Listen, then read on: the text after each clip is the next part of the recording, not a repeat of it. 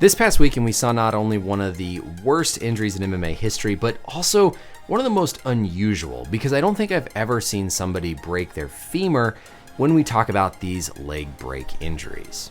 Welcome back, everybody. I'm Dr. Brian Sutterer, and my goal in this channel is to help teach you about the medical side of the sports world. So if anatomy and that sort of thing interests you, then please consider subscribing to help support the channel and stay up to date with my videos. There's only been a handful of leg breaks that we've seen in MMA history, and I will say, while they certainly look really graphic and severe, compared to something like a multi-ligament knee injury or even something like an ACL tear, while a typical tibia fracture like we see in MMA, the likes of Chris Weidman or Anderson Silva, looks really graphic, it's not necessarily one of the worst injuries you can suffer just for sport longevity.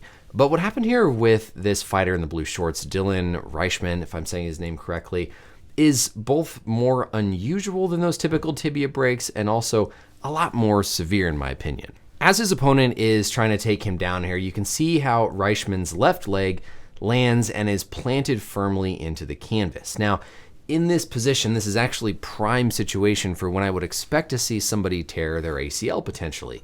We've got the trunk leaning over that affected side, we have the foot rotated out a little bit, and we see that the knee starts to go inward. And so this is that classic position that we'll see when somebody injures their ACL. But in his case, instead of the ACL or one of the ligaments in his knee being torn, he suffers a compound fracture of his femur. And the femur has really broken before he gets down to the mat. It almost looks like maybe it was when he got wrapped under, but right here in this position, we can already see the curve in the thigh, suggesting the femur fractured further back on the plant and the twist here as he's going down, rather than when he just lands on the ground. By this point in time, there's no more load going through the femur, there's no load going through the thigh, and so that leg would have already been broken. The femur is a really rare bone to break in the sports world because it's extremely, extremely strong. But it's really strong when you compress it, and it's not as strong when you try and twist it. And so a lot of these bones, whether it's a tibia like we saw with Kevin Ware at Louisville, or a case like this, there's often some component of a torsion or a twist to these bones whenever we see them break. And for sure, that's what we see happen here with Reischman. As he plants, his whole leg is twisting because of the abnormal angle of his body and as he's being taken down to the mat. So it's not like the bone is just being bent directly this way.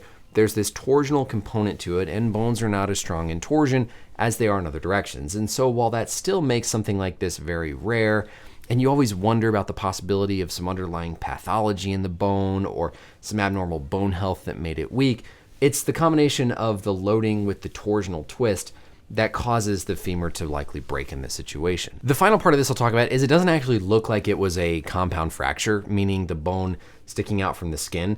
We can see a little bit of abnormal contour here where likely that distal or kind of lower portion of the fracture is protruding to the skin, but I don't think we ever actually see anything come out of the skin. I think what we're just seeing is some skin tenting rather than actually break through, which is a big deal because if the skin is broken, that makes it an open fracture, or we call it compound fracture, much higher risk of infection, which can complicate the treatment. But it looked to me, at least initially, like this was just the skin being tented or pushed on rather than the skin actually rupturing and breaking, which would make this a much better prognosis overall. I think in these clips there would be a lot more bleeding if the skin had actually broken, and we never actually see any blood on the front of his knee, and so I think it just looked like it was through the skin, but was just doing something we call skin tenting, where again it just pushes the skin out, and the skin follows the contour of the shape of that broken end of the femur. To treat a femur fracture like this, surgeons will usually put a rod inside the femur. There's a canal that runs up inside of the bone called the medullary canal, and they'll just put a nail or some sort of rod up through there to stabilize the bone.